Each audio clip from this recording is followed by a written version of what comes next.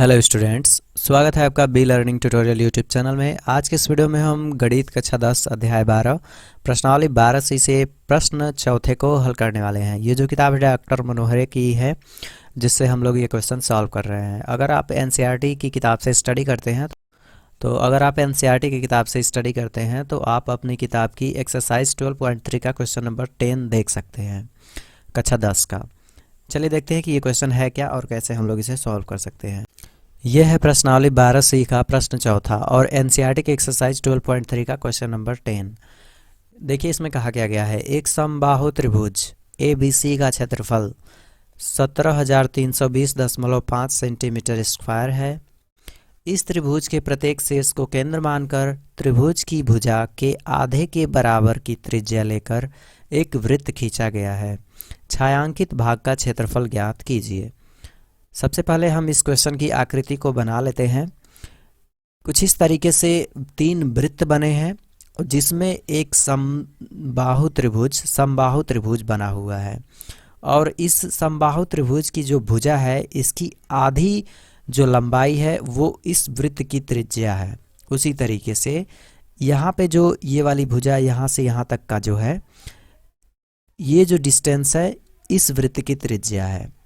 उसी तरीके से जो ये वाली डिस्टेंस है, ये वाला जो है इस वृत्त की त्रिज्या है। उसी तरीके से जो ये वाली डिस्टेंस है यहाँ से यहाँ तक का, वो इस वृत्त की त्रिज्या है। इसको भी आप कह सकते हैं, इसको भी कह सकते हैं, इसको भी कह सकते हैं। ठीक है, तो हमें निकालना है इस छायांकित भाग का क्षेत्रफल, जो अंदर की तरफ ये वाला छायांकित भाग जो है, हमें इसका क्षेत्रफल निकालना है। ठीक है, तो इसका क्षेत्रफल निकालने के लिए हमें पता होना चाहिए त्रिज्या। ठीक, त्रिज्या पता होनी चाहिए और जब त्रिज्या पता होनी चाहिए तो हमें इस समबाहु त्रिभुज का क्षेत्रफल पता होना चाहिए और तीनों त्रिज्यखंडों का क्षेत्रफल पता होना चाहिए। तो समबाहु त्रिभुज के क्षेत्रफल में से हम तीनों त्रिज्यखंडों का क्षेत्रफल माइनस कर लेंगे तो हमें पता चल जाएगा छायांकित भाग का क्षेत्रफल। तो इस क्वेश्चन को हम लोग कुछ इसी तरीके से सॉल्व करेंगे। सबसे पहले तो इस क्वेश्चन का क्षेत्रफल दे रखा है, तो हम लोग इस क्वेश्चन के क्षेत्रफल के हिसाब से इस समबाहु त्रिभुज का त्रिज्या निकाल लेंगे। ठीक है, हमें निकालना है इस छायांकित भाग का क्षेत्रफल जो अंदर की तरफ ये है। सबसे पहले इस आकृति का कुछ नाम दे देते हैं जो कि क्वेश्चन में दिया है। इसका नाम A है, इसका नाम B है, इसका नाम C है।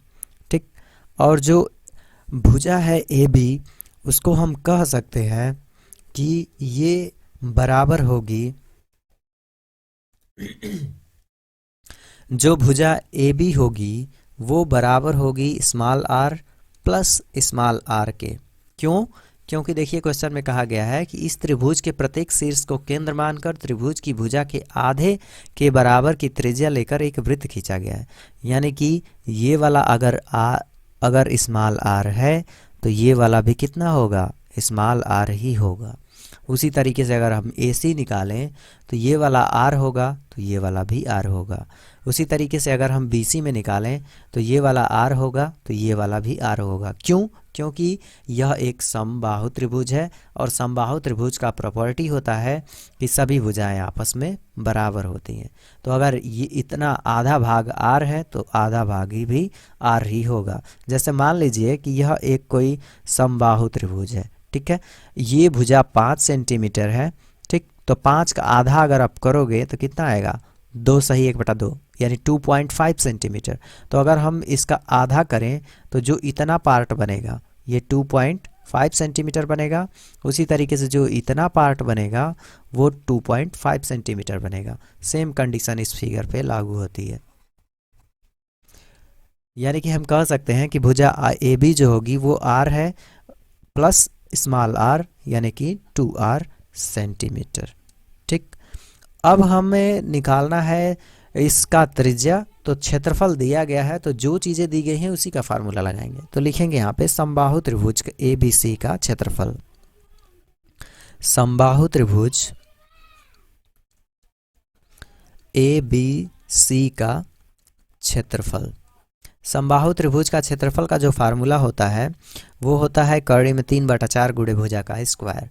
तो क्षेत्रफल तो इसका दे रखा है 17,320.5 सेंटीमीटर स्क्वायर। और समबाहु त्रिभुज का क्षेत्रफल का फार्मूला होता है करड़ी में 3/4 गुणे भुजा का स्क्वायर। ठीक, बराबर इसको लिख सकते हैं 17,332.5 सेंटीमीटर स्क्वायर। ठीक, अब यहाँ पे वैल्यू पुट करेंगे। देखिएगा जो भुजा है वो ए बी हमने माना है शुरू में ही, और वो कितना निकाले हैं 2r। तो भुजा की जगह पे हम क्या लिख सकते हैं 2r लिख सकते हैं। तो ये हो जाएगा करड़ी में 3/4 गुणे कोष्टक में 2r का स्क्वायर बराबर 17,320.5 सेंटीमीटर स्क्वायर। ठीक, अब किसी भी संख्या का घात रहता है तो उस संख्या को उतनी बार एक्सपेंड किया जाता है, मतलब कि उतनी बार उसको लिखा जाता है। तो इसको लिख सकते हैं करड़ी में 3/4 गुणे 2r को आप 2 बार लिख सकते हैं 2r गुणे 2r बराबर 17,320.5 सेंटीमीटर स्क्वायर। अब देखिएगा ये 4 से मतलब कि इस 2 और इस 2 का जब आपस में गुणा करोगे तो 4 आएगा, और 4 से इस 4 को कैंसिल कर लेंगे। तो हमें जो वैल्यू मिला है वो मिला है r स्क्वायर करड़ी में 3 बराबर 17,320.5 सेंटीमीटर स्क्वायर। ठीक, अब हमें निकालना है स्मॉल r की वैल्यू। तो इस करड़ी में 3 का बराबर के उधर ट्रांसफ़र कर देंगे, और कोई भी चीज़ जब बराबर के उस पार जाती है तो उसका कुछ रूल होता है। जैसे प्लस चीज़ अगर बराबर के उधर जाएगा तो माइनस होगा, माइनस चीज़ अगर बराबर के उधर जाएगी तो प्लस होगी, गुणा में अगर कोई वैल्यू है वो अगर बराबर के उधर जाएगी तो भाग होगी। उसी तरीके से अगर भाग में कोई वैल्यू है और उस पार जाएगी तो गुणा होगी। सेम कंडीशन इधर के तरफ भी लागू होगा। अगर इधर से कोई चीज़ इधर आएगा तो उल्टा होगा, प्लस चीज़ आएगा तो माइनस, भाग आएगा तो गुणा, गुणा आएगा तो भाग, इधर से जाएगा तो उसका उल्टा होगा। ठीक है, तो यहाँ से देखिए r स्क्वायर करड़ी में 3 है, तो करड़ी में 3 को तो हमें उस पार भेजना है, और ये गुणा के रूप में है तो गुणा जाएगा तो क्या होगा भाग होगा।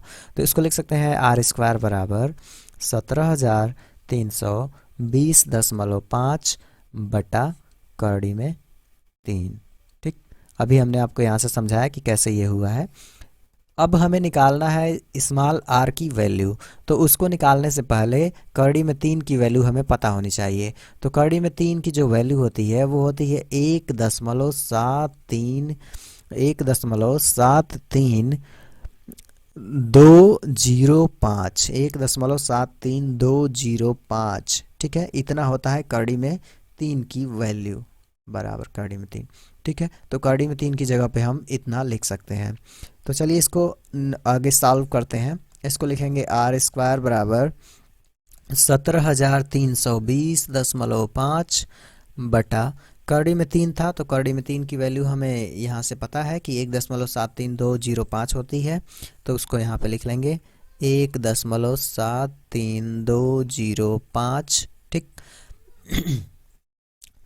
अब इसको थोड़ा सा सॉल्व करेंगे। देखिए पॉइंट हटाएंगे तो यहाँ से एक पॉइंट हटेगा, और यहाँ पे जो है 4 जीरो बढ़ेगा। देखिए 2 जीरो और 3 जीरो, 5 जीरो है, तो 1 जीरो तो इस दशमलव से कट जाएगा। ठीक है, तो इसीलिए यहाँ पे 4 जीरो बढ़ेगा इस तरीके से। ठीक, अब ये देखिए 17320 है, फिर 1732005, और यहाँ पे भी 5 है। तो ये पूरा जो यहाँ से यहाँ तक का जो वैल्यू है एक जैसा ही है, तो इसको पूरे को हम इतने से काट सकते हैं। तो यहाँ पे मिला हमें 10,000। ठीक है, यानी कि हम लिख सकते हैं कि r स्क्वायर बराबर कितने के 10,000 के। अगर हम r की वैल्यू को कैलकुलेट करेंगे तो ये हो जाएगा करड़ी में 10,000। ठीक है, करड़ी में 10,000। और किसी भी संख्या का अगर वर्गमूल आपको निकालना हो तो उसको आप इस तरीके से गुणनखंड विधि से निकाल सकते हैं। ठीक है, गुणनखंड विधि से, और नहीं गुणनखंड विधि से अगर उस संख्या का वर्गमूल निकल रहा है तो आप उसको भाग विधि से भी निकाल सकते हैं। ये सब चीज़ें आपको कक्षा 9 और 8 में अच्छे तरीके से बताई जाती हैं। देखिएगा ये 10,000 है, तो 10,000 को हम लोग लिख सकते हैं कि ये करड़ी में 100 गुणे 100 है। ठीक है, देखिए 100 का 100 से गुणा करेंगे तो 10,000 आ जाएगा।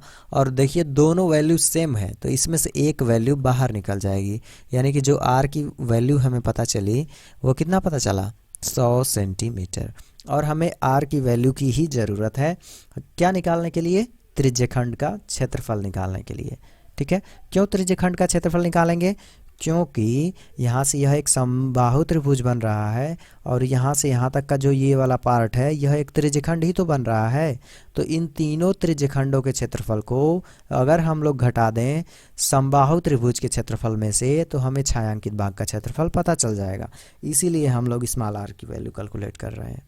तो यहाँ से हम लोग लिखेंगे समबाहु त्रिभुज में प्रत्येक कोण 60 अंश का होता है। समबाहु त्रिभुज का प्रत्येक कोण यानी कि थीटा बराबर 60 अंश होता है। ये चीज़ आपको पहले से ही पता है कि समबाहु त्रिभुज का जो प्रत्येक कोण होता है, मतलब कि कुल कोण अलग अलग जो हैं वो सभी कितने होते हैं, 60-60 अंश के। जैसे कि मान लीजिए कि यह एक समबाहु त्रिभुज है तो ये कोण अगर 60 अंश है तो ये भी 60 होगा, यह भी 60 होगा। अगर ये 30 है तो ये भी 30 होगा, ये भी 30 होगा, ये भी 30 होगा। ठीक है, लेकिन 30 होगा नहीं क्योंकि त्रिभुज के तीनों कोणों का योग 180 अंश होता है, तो इसलिए 30 नहीं होगा। जब 30 होगा तो कोई अन्य त्रिभुज ही हो जाएगा। ठीक है, तो देखिए समबाहु त्रिभुज का प्रत्येक कोण 60-60 अंश का होता है। तो अब हम निकाल लेते हैं छायांकित भाग का क्षेत्रफल। तो लिखेंगे छायांकित भाग का क्षेत्र। तो अब हम लोग निकाल लेंगे छायांकित भाग का क्षेत्रफल। तो देखिएगा छायांकित भाग जो है ये छोटा वाला भाग, इसका क्षेत्रफल निकालने के लिए समबाहु त्रिभुज के क्षेत्रफल में से जो तीनों त्रिज्यखंड बन रहे हैं, जैसे इस वृत्त का त्रिज्यखंड बन रहा है ये वाला, ठीक है, ये वाला त्रिज्यखंड बन रहा है, तो ये इसका और तो इस वाले त्रिज्यखंड का क्षेत्रफल और इसका त्रिज्यखंड का क्षेत्रफल और इस वाले वृत्त के त्रिज्यखंड का क्षेत्रफल, तीनों त्रिज्यखंडों का क्षेत्रफल को समबाहु त्रिभुज के क्षेत्रफल में से घटा देंगे तो निकल जाएगा छायांकित भाग का क्षेत्रफल। ठीक है, तो यहाँ से लिखेंगे छायांकित भाग का क्षेत्रफल बराबर समबाहु त्रिभुज ABC का क्षेत्रफल माइनस तीनों त्रिज्यखंडों का क्षेत्रफल। और समबाहु त्रिभुज का क्षेत्रफल का फार्मूला होता है कौड़ी में 3/4 गुणे भुजा का स्क्वायर, कौड़ी में 3/4 गुणे भुजा का स्क्वायर और तीनों त्रिज्यखंडों का क्षेत्रफल। तो त्रिज्यखंड का क्षेत्रफल आपको पता है कि होता है θ/360 इंटू पाई आर स्क्वायर। और यहाँ पे 3 क्यों लिखा गया है, क्योंकि 3 गो त्रिज्यखंड है इसलिए यहाँ पे 3 से गुणा कर देंगे। ठीक है, तो यहाँ पे ये समबाहु त्रिभुज ABC का क्षेत्रफल शुरू क्वेश्चन में ही आपको दे रखा है कि 17,320 सेंटीमीटर स्क्वायर है। तो इसको कुछ लिखने की ज़रूरत नहीं है, इसको लिख लेंगे डायरेक्ट 17,320.5 माइनस, इसको कैलकुलेट करेंगे। देखिएगा आर स्क्वायर है तो ये जो 100 लिखे हैं इसको 2 बार लिखेंगे, 100 गुणे 100। ठीक है, यही चीज़ यहाँ पे थोड़ा सा मिस्टेक था। अब यहाँ पे इसको फिर से हम लोग सॉल्व करते हैं। ये होगा 3.4 गुणे 50 गुणे 100। ठीक है, अब इसको थोड़ा सा विस्तार करेंगे तो ये हो जाएगा 314/100 गुणे 50 गुणे 100। अब देखिए इस 100 से इस 100 को कैंसिल कर लेंगे और गुणा कर लेंगे तो ये हो जाएगा 17,320.5 माइनस 314 में 50 का अगर हम लोग गुणा करेंगे तो ये आ जाएगा 157 और 00 इतना आ जाएगा। ठीक है, और इसी में से हम लोग इसको माइनस कर लेंगे। तो माइनस कैसे करेंगे, देखिए 17,320.5 में से हमें माइनस करना है 157 और 00।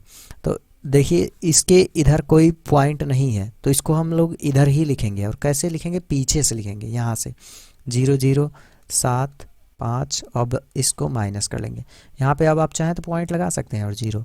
ठीक है, घटाएंगे 0 5 में से तो 5 ही आएगा और 0 में से इसमें से घटाएंगे 0, 1620.5 1620.5 और ये किस में होगा, सेंटीमीटर स्क्वायर में, और यही आपका आंसर होगा। ठीक है, तो कुछ इस तरीके से इस क्वेश्चन को सॉल्व करना था। बहुत ही इजी क्वेश्चन है, आपको क्षेत्रफल दे रखा है इस क्वेश्चन में, तो क्षेत्रफल दे रखा है तो क्षेत्रफल के हिसाब से आप त्रिज्या निकाल देंगे। क्योंकि समबाहु त्रिभुज का क्षेत्रफल है, इसलिए समबाहु त्रिभुज के क्षेत्रफल का फार्मूला लगा के यहाँ से उसका त्रिज्या निकाल देंगे। और समबाहु त्रिभुज का आपको पता है कि जो सभी भुजाएं होती हैं आपस में बराबर होती हैं, तो क्योंकि कहा गया है कि शीर्ष को केंद्र मानकर एक त्रिज्या लेकर के वृत्त खींचा गया है, तो अगर आप उस त्रिज्या को स्मॉल आर मानते हैं तो जो अन्य वृत्त की त्रिज्या है वो भी स्मॉल आर ही होगी। तो यानी कि अगर आप किसी एक भुजा की लंबाई को कैलकुलेट करना चाहें तो वो small r plus small r यानी कि 2r हो जाएगा। अब बस यहाँ पे भुजा पता हो गई, तो कर्डिम 3/4 गुणे भुजा का स्क्वायर होता है समबाहु त्रिभुज का क्षेत्रफल। अब उसी पे सॉल्व कर लेंगे तो ये आ जाएगा त्रिज्या, और त्रिज्या आपको पता चल जाएगी। तो अब आप निकाल देंगे तीनों त्रिज्यखंडों का क्षेत्रफल। तो तीनों त्रिज्यखंडों का क्षेत्रफल यहाँ से 3 गुणे theta upon 360 into pi r square, और जो थीटा की वैल्यू है वो 60 डिग्री होगा, क्योंकि समबाहु त्रिभुज में सभी कोण 60-60 अंश के होते हैं। अब छायांकित भाग का आप क्षेत्रफल निकाल लेंगे, तो समबाहु त्रिभुज के क्षेत्रफल में से तीनों त्रिज्यखंडों के क्षेत्रफल को घटा देंगे। समबाहु त्रिभुज का क्षेत्रफल पहले से क्वेश्चन में दे रखा है 17,320.5, उसमें से आप माइनस कर देंगे तीनों त्रिज्यखंडों के क्षेत्रफल को। तीनों त्रिज्यखंडों का क्षेत्रफल आप इस फार्मूले पर रख के निकाल लेंगे, और जब माइनस कर लेंगे तो ये आ जाएगा 16,620.5 सॉरी 1620.5 सेंटीमीटर स्क्वायर, और यही आपका आंसर होगा। मुझे उम्मीद है कि आपको ये क्वेश्चन समझ में आया होगा। अगर आप हमारे चैनल पर नए हैं तो चैनल को सब्सक्राइब करें। मिलते हैं अगले वीडियो में नेक्स्ट टॉपिक पे। Thanks for watching.